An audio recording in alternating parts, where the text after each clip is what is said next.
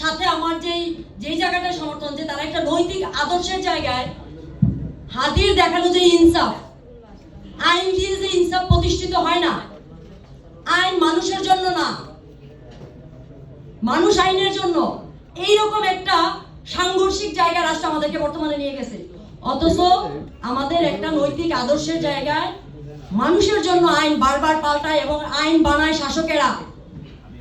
ফলে আইনে নানান ভুলভ্রান্তি থাকে, দমন পীড়নমূলক ব্যবস্থা থাকে, সেগুলো মানুষের ইনসাফ কায়েমের জন্য বারবার পরিবর্তিত হয়।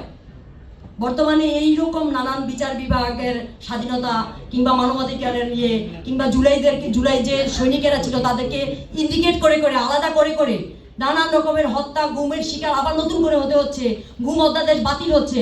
আমরা এগুলো আগে বলতে ভয় পাইতাম, কিন্তু বর্তমান সরকারের জানা উচিত যে একক কেউ গণ অভ্যুত্থান ঘটায় নাই।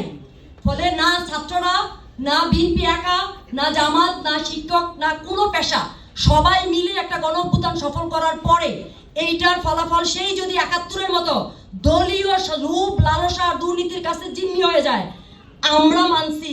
আমি এখন 37+, আমি 40-এর ঘরে, আমার বড় মেয়ে 16।